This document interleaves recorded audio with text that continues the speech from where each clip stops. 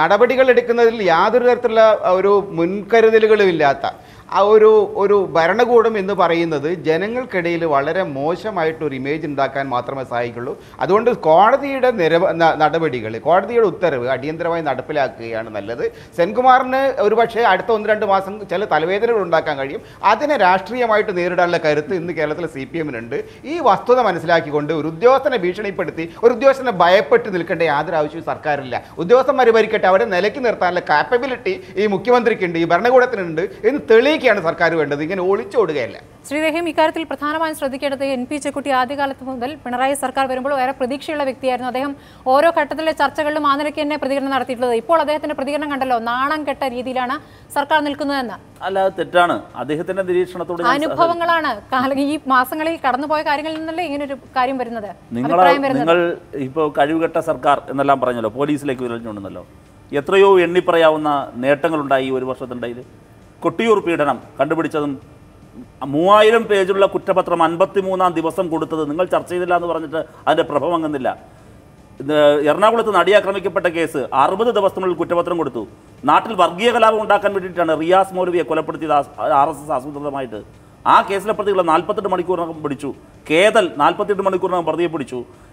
ആലപ്പുഴയിൽ ഒരു RSSകാരനെ തന്നെ കൊന്നു. ആ കേസ് ആരാണെന്ന് പോലും അറിയില്ലായിരുന്നു, ഒരു തുമ്പുമുണ്ടായിരുന്നില്ല, പിടിച്ചു. എത്ര കേസുകളാണ് ഇതുപോലെ.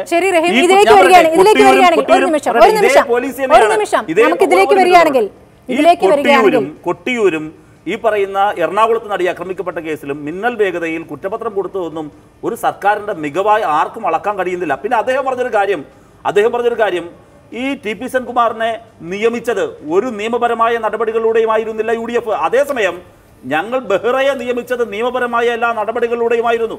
ശ്രീ NP ചെക്കുട്ടിയുടെ വിമർശനം നിയമപരമായ നടപടികളിലൂടെ ആയിരുന്നെങ്കിൽ 2015 ജൂൺ 1 ഉത്തരവ് റദ്ദാക്കാൻ സുപ്രീം കോടതി പറയില്ലല്ലോ. പറയട്ടെ, ഞങ്ങൾക്ക് നിയമപരമായിട്ടുള്ള എല്ലാ അവകാശങ്ങളും പ്രയോജനപ്പെടുത്തി 2011 വന്ന പോലീസ് ആക്ടിന്റെ അടിസ്ഥാനത്തിലാണ് ഞങ്ങളിത് ചെയ്തത്.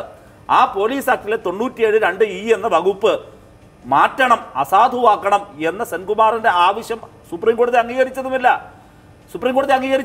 അദ്ദേഹത്തെ മാറ്റാണ്ടായ ചില സാങ്കേതികമായി ഗവൺമെന്റ് ഉയർത്തിയ ചില കാര്യങ്ങളോട് സുപ്രീം കോടതി വിയോജിപ്പ് രേഖപ്പെടുത്തിക്കൊണ്ടാണ് ഈ വിധി പുറപ്പെടുവിച്ചിരിക്കുന്നത്.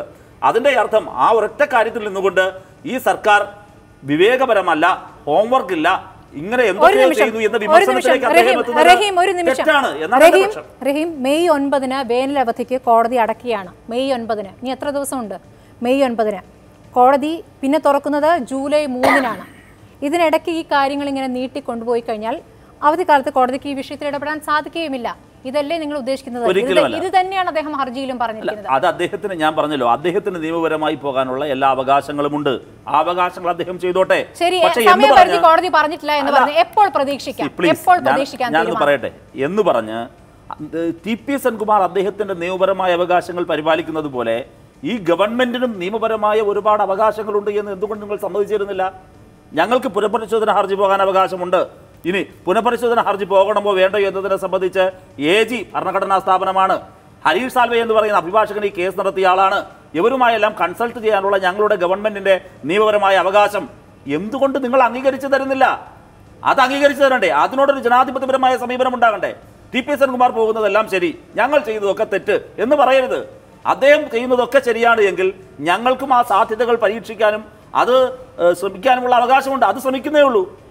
അതാണ് ഇവിടെ ചെയ്തുകൊണ്ടിരിക്കുന്നത്. പരീക്ഷിക്കുമ്പോൾ നിങ്ങൾ പറയുന്ന രാഷ്ട്രീയമായ തീരുമാനമാണ് ഇങ്ങനെ ഒരു ഹർജി കൊടുക്കുന്നത് പിന്നിൽ എന്നല്ലേ താങ്കൾ പറഞ്ഞത്? അതാണ് സർക്കാർ നിലപാടെന്നാണോ? അതല്ല, ഞാൻ പറയും TP സെൻകുമാറിന്റെ ഇപ്പോഴത്തെ നീക്കത്തെ അത് സർക്കാർ നിലപാടായിട്ടില്ല. ഞാൻ എൻ്റെ വ്യക്തിപരമായ നിരീക്ഷണമാണ് ഉയർത്തിയത്. കാരണം ഇപ്പോഴെന്തിന് അദ്ദേഹം പോയി? സർക്കാർ എവിടെയും കോടതി ഉത്തരവ് കഴിഞ്ഞ് ഇത്രയും ദിവസം അദ്ദേഹം വെയിറ്റ് ചെയ്തില്ലേ? 7 ദിവസം. ഞാൻ പറയട്ടെ, ഈ പറയുന്ന ദിവസങ്ങളിൽ ഞങ്ങൾക്ക് സർട്ടിഫൈഡ് കോപ്പി കിട്ടുന്നത് വരെയും കാത്തിരുന്നില്ല. ഞങ്ങൾ നിയമ സെക്രട്ടറിയുടെ ഉപദേശം തേടി. ഹർജിയിൽ പറഞ്ഞ കാര്യങ്ങൾ 24-ാം തീയതി സുപ്രീം കോടതി പുറപ്പെടുവിച്ച ഉത്തരവ് രാവിലെ 11:30 സുപ്രീം കോടതിയുടെ വെബ്സൈറ്റിൽ അപ്ലോഡ് ചെയ്തതാണ്. എന്നാൽ വിധിയുടെ സാക്ഷ്യപ്പെടുത്തിയ പകർപ്പ് ലഭിച്ചാലേ നടപടി എടുക്കൂ എന്ന് മാധ്യമങ്ങളിൽ നിന്ന് മനസ്സിലാക്കിയതുകൊണ്ട് അദ്ദേഹം സാക്ഷ്യപ്പെടുത്തിയ പകർപ്പ് 25-ാം തീയതി തന്നെ സംസ്ഥാന സർക്കാരിന് കൈമാറി. എന്നിട്ടും സർക്കാർ നടപടി സ്വീകരിച്ചില്ല. ചീഫ് സെക്രട്ടറി മറുപടി നൽകിയിട്ടില്ല എന്നുള്ളതാണ്. അത് അദ്ദേഹത്തിന്റെ ആഗ്രഹമാണ്. പക്ഷേ സർക്കാരിന് നിയമസാധുത നിൽപ്പുണ്ട്. പുനഃപരിശോധന ഹർജി കൊടുക്കാൻ ഈ സർക്കാർ നിയമപരമായ റൈറ്റ് ഇല്ലേ? അത് പോകാൻ പാടില്ല എന്ന് പറയാൻ ശ്രീ ടി പി സെൻകുമാറിന് റൈറ്റുണ്ടോ? അവിടെയല്ലേ ആ, നിയമ അവിടെയല്ല, സെക്രട്ടറി- ഞങ്ങൾക്ക് നിയമ സെക്രട്ടറി ഞങ്ങൾക്ക് ഉപദേശം അവിടെയല്ലേ? അല്ലല്ല, ഞങ്ങൾക്ക് പോകാൻ അവകാശമുണ്ടോ? ഉണ്ടല്ലോ. ആ അവകാശം ഞങ്ങൾ പാലിക്കപ്പെടാൻ പാടില്ല, ഞങ്ങൾ പോകാൻ പാടില്ല എന്ന് നിങ്ങൾ എന്തിനാ പറയുന്നത്? ഞങ്ങൾ പോകുന്നെങ്കിൽ പോട്ടെന്നേ, പോകണോ വേണ്ടെന്ന് ആലോചിക്കുകയാണല്ലോ. നടപ്പിലാക്കണമോ? നടപ്പിലാക്കിയാൽ തന്നെ മറ്റു ചില കോൺസിക്വൻസ് ഉണ്ടാകാതെ നോക്കണം. ബെഹ്റയെ മാറ്റി എവിടെ വെക്കും? ശ്രീ പി എസ് ശ്രീധരൻപിള്ള, ഇപ്പോൾ നടത്തിയിരിക്കുന്ന കാര്യങ്ങൾ, ഇപ്പോൾ എടുക്കുന്ന സമയം കോടതി അലക്ഷ്യമല്ല എന്നാണ് റഹീം ആവർത്തിച്ചു പറയുന്നത്. സമയപരിധി എന്ന് കൃത്യമായി കോടതി പറയാത്തത് കൊണ്ട്, അങ്ങനെ ഒരു വാചകം എടുത്തു പറയാത്തത് കൊണ്ട് കോടതി അലക്ഷ്യം സർക്കാർ ചെയ്തിട്ടില്ല. സർക്കാരിന് വേണ്ട സമയം എടുക്കേണ്ടതുണ്ട്. ഒരിക്കലും അദ്ദേഹത്തിൻ്റെ വാദത്തോട് യോജിക്കാൻ നിർവാഹമില്ല. കാരണം ഉത്തരവ്, സുപ്രീം കോടതി ഉത്തരവ് വന്നു കഴിഞ്ഞിട്ട് ഒരു നടപടി എടുത്ത് തെറ്റാണെന്ന് റദ്ദ് ചെയ്ത് കഴിഞ്ഞാൽ ആ നിമിഷം മുതൽ അത് റദ്ദാക്കപ്പെട്ടിരിക്കുന്നു. സുപ്രീം കോടതി റദ്ദാക്കപ്പെട്ട് കഴിഞ്ഞാൽ ജനസേവകരായ മന്ത്രിമാർ അല്ലെങ്കിൽ ജനങ്ങൾക്ക് വേണ്ടി നമ്മൾ സേവനം ചെയ്യുകയാണല്ലോ, നമുക്കതിനെ അട്ടിമറിച്ചിട്ട് ചെയ്യാനുള്ള അവകാശമുണ്ടോ റഹീമേ? അതുകൊണ്ട് ആ കാര്യത്തിൽ ഉള്ള നിലപാട് ാണ്. രണ്ടാമത് അദ്ദേഹം പറഞ്ഞൊരു കാര്യം, പിന്നെ എന്താ മൗലവിയുടെ കാര്യം, RSSകാരുടെ കാര്യമൊക്കെ പറഞ്ഞു. ഇത് ഞാൻ അതിന് മറുപടി ഒന്നും പറയാൻ ആഗ്രഹിക്കുന്നില്ല.